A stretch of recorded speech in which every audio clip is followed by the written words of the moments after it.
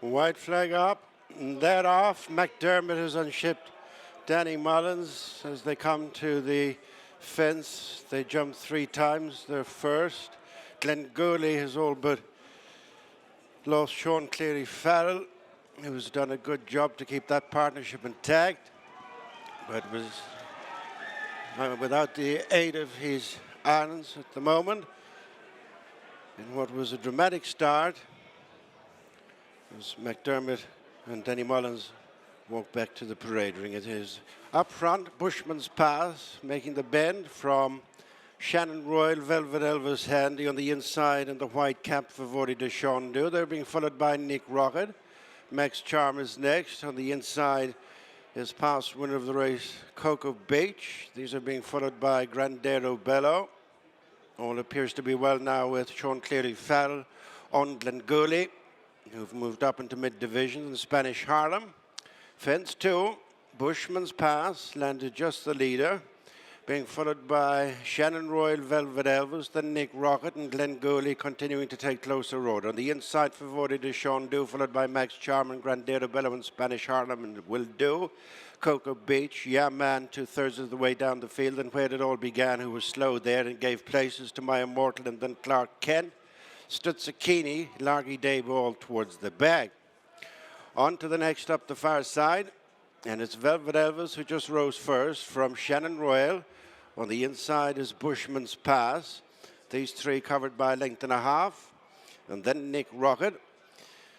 To the inside for Vody de Chandu, and then Glenn Goody and Max Charm and Grandero Bello and Yamban next, and then Coco Beach and Spanish Harlem. As they take that fence, bringing them up to the next one at the top of the track. And regaining the lead is Bushman's Pass from Shannon Royal, Velvet Elvis is third. Being followed after a gap for Vody de Chandu, and then Nick Rockett. And Glenn Gooley next with Spanish Harlem and Grandero Bello and Yam Man and Coco Beach on the inside, followed by Max Charm. And then Clark Kent and Will Do next. On the inside, Stutzikini. And then My Immortal, where it all began. And finally, Largy Dabo. Quite a run now before they'll reach their next fence, which will be number 7. And the first of the 3 back in the home straight. Vying for the lead, Bushman's Pass, Shannon Royal and Velvet Elvis, the 3 are abreast. Being tracked by Nick Rockett in the black and orange, then Glenn Gooley. The stable companions followed by Vody de Chandu and Max Charm next with Grandero Bello and Spanish Harlem. Coco Beach to the inside, then Yaman. Clark Kent, My Immortal, Will Do. Largy Dabo has gone by Stutzikini, and where it all began, the tail end of the field. In they come for the first of 3 fences before heading out on their final circuit. And as they meet up with this one, landing together, Velvet Elvis, Shannon Royal and Bushman's Pass. Little is changed up front, followed by Glenn Gooley. Last year's second onto the heels of the leading 3 as they jump another ditch and go through their starting point in the Goffs Thyestes Handicap Chase. Nothing between Velvet Elvis and Bushman's Pass, who just missed it a beat, and between horses is Shannon Royal, followed by Glenn Gooley for Vody de Chandu. Coco Beach next with Yaman creeping into contention. One that has lost ground, Nick Rockett. Shuffle back into mid-division, and then Max Charm and Grandero Bello and Clark Kent and Will Do and Stutzikini. The Troy Town winner attended by Largy Dabo, and then Spanish Harlem, My Immortal, where it all began. Embarking on their second and final circuit, another 8 fences left to jump. And little between, Bushman's Pass, Velvet Elvis, gone on by 2 lengths to Shannon Royal. Followed in 4th for Vody de Chandu, then Nick Rockett and Glenn Goody and Max Charm next, with Will Do making up some ground in mid-division, then Yam Man and Spanish Harlem and Coco Beach next, with Grandero Bello and Clark Kent and My Immortal. Further down the field where it all began, Largy Dabo and Stutzikini. On now to the first of the fences, up the far side. Bushman's Pass, out jumped by Velvet Elvis. Ridden away from it in 3rd, Shannon Royal. Then Glenn Gooley. Vody de Chandu on the inside. And they're followed on rising ground by Nick Rockett, and then Max Charm and Yaman, the quartered colours next. Spanish Harlem, Grandero Bello and My Immortal, followed by Will Do. Coco Beach next with Clark Kent, where it all began, Stutzikini and Largy Dabo. Going to the next up the far side, Velvet Elvis and Bushman's Pass. Continuing the leading pair, followed by Shannon Royal, Glenn Gooley, Favori de Shondu. Out wide is Nick Rockett and then Max Charm and Yam Man and Grandero Bello and Spanish Harlem and Maya Mortal and Cocoa Beach and Clark Kent and Will Do. Loggy Debut, Stutzucchini, where it all began. Over that fence, bringing them up to the fourth last. And it's Velvet Elvis, the fractional leader, Cornerstone Walsh. From Bushman's Pass, Philip Inride, break of a length to ridden along Shannon Royal and Mark Walsh with Glenn Gooley looking poised for Sean Cleary Farrell.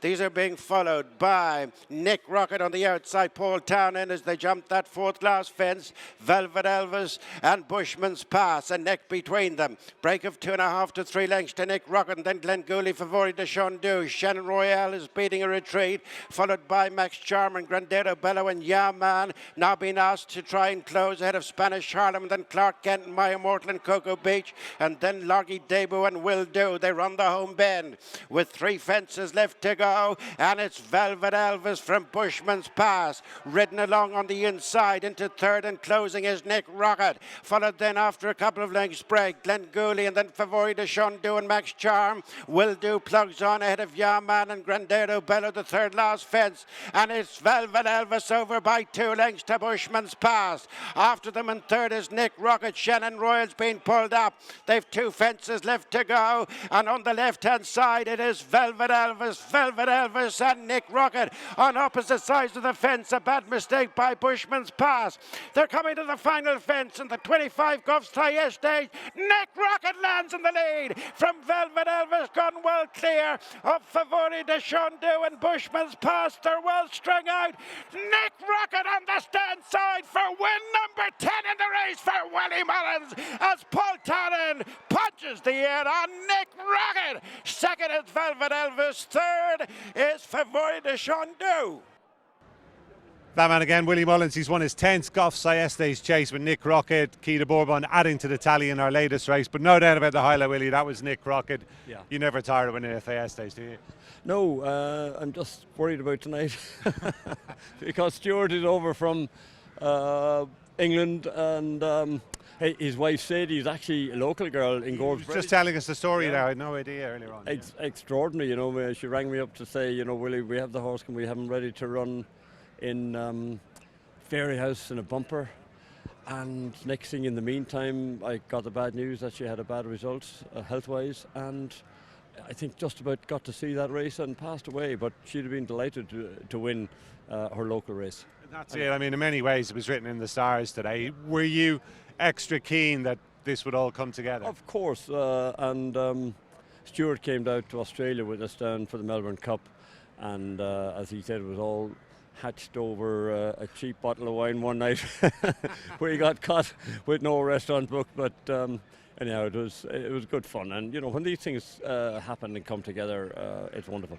Did you feel the Leopardstown run was an ideal platform for him? Oh, huge run, yeah, really delighted. Sean Cleary Farrell gave him a great ride that day, and so he just teed it up for Paul. Paul had nothing to do when he sit on him.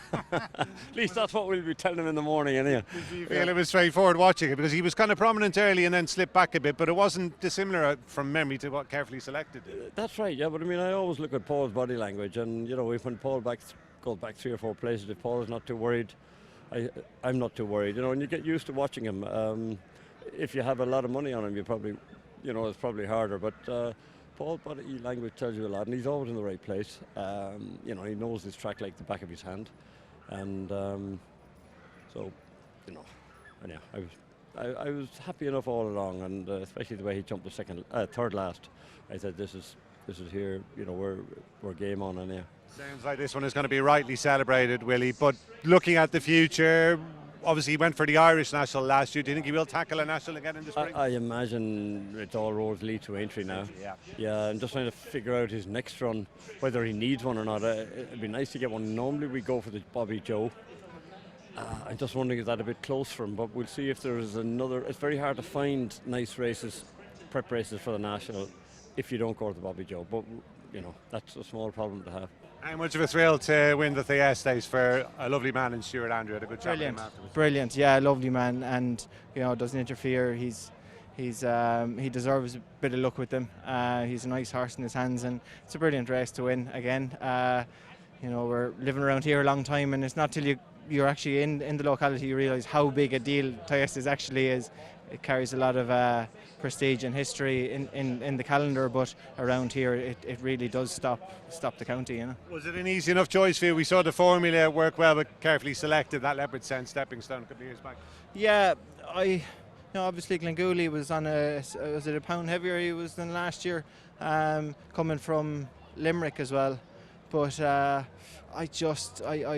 had the soft spot for Nick, and I thought if I rode him and got bet by one of the others, it would be easier than the other way around, and he's a classy individual. Do you think he'll give Stewart a few more big days, hopefully? I hope so. He deserves it. You know, he's one of the good guys, as they say, and you know, if he does, it would be brilliant, but he's a Thyestes winner now. That's it. Paul, thanks very much. Thanks a million, Gary. It's an unbelievable field, Gary, but it's very emotional because Nick were actually my wife's horse, and sadly she passed away in 2022. She managed to get him running his first bumper at Fairy House. I think it was the 3rd of December, and sadly she passed away on the 8th of December. So she were a local girl, like I say, from Ballyellen, Gorsbridge, to come back to Kilkenny and win the most prestigious race, you know, one of the most prestigious in Ireland, not just Kilkenny. It's an unbelievable feeling. It's fantastic. It's fantastic. Great to hear that the connection is there, and her name, of course, on the race card. With that connection, was the Thyestes a race Willie always wanted to aim this horse at? I think he did, yeah. He's always told me that he's going to win a big handicap. We seem to pitch him in at deep end last year. You know, he went from like running in his novices into big handicaps. He's got a good rating now of 152, I think. So, you know, he deserves to be then. He probably deserves to be carrying the top weight in them races now. Hopefully now we'll see where he ends up. And, you know, Willie's mentioned that this is a good guide for English Grand National. It'd be fantastic to go there and, you know, just have a crack at it. Never mind trying to win it, just having a runner in it it'd be fantastic. I'm fortunate I had a runner in the Gold Cup with Everblessed that won Hennessy for us in these colours. So we were just reminiscing about that after the race, 1999, trained by Mark Pittman. Yeah, trained by Mark. Yeah, I speak to Mark on a virtually day-to-day basis, and I speak to Jenny at least every week.